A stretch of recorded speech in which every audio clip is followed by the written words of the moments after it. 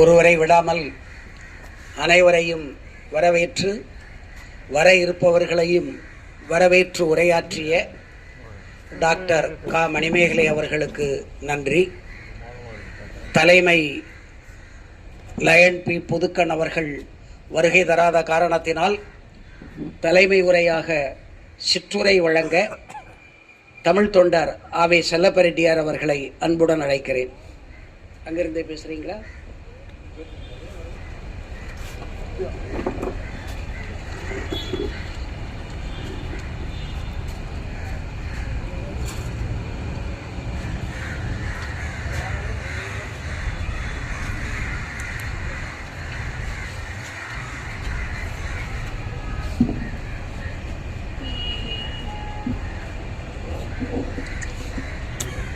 அனைவருக்கும் தமிழ் வணக்கம்.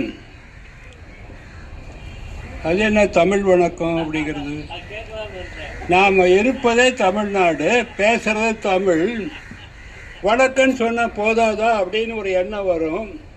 அதுலேயும் கொஞ்சம் கவிதை சேர்த்துமேனு தமிழ் வணக்கம்னு சொன்னேன். ஆக இன்று சூழ்நிலை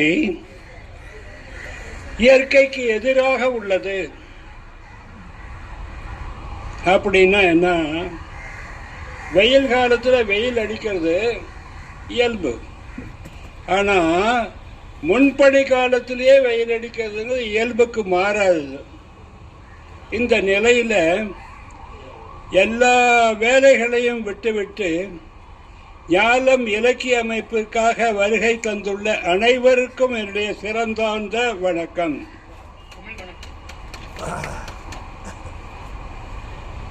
ஒரு குடும்பமே பல்கலைக்கழகமா அப்படின்னு சொல்லுவாங்க. தெய்வ கணபதியினுடைய குடும்பம் ஒரு பெரிய பல்கலைக்கழகமாக இருக்கிறது. தெய்வ கணபதிக்கு தமிழ் வாழ்த்து கூறுகிறேன். நன்றி, வணக்கம். இதுக்கு மேலே பேசினா தூங்க ஆரம்பிச்சிடுவீங்க. வந்த வேலையை மறக்காம செய்யணும். உங்களுடைய கவிதையை கேட்கறதுக்காகவே நான் வந்திருக்கேனே ஒழிய பாடுவதற்கு வரவில்லை. ஐயா முகில ராஜபாண்டியன் மெல்ல மெல்ல வருக அப்படின்னு ஒரு வார்த்தை சொல்லும் போது எனக்கு வானத்தில் பறக்கிற மாதிரி இருக்குது. மெல்ல மெல்ல மெல்ல மெல்ல மெல்ல மெல்ல மெல்ல மெல்லன்னு அதுவே ஒரு கவிதையாக இருக்கிறது. உங்களுடைய கவிதை வளத்தை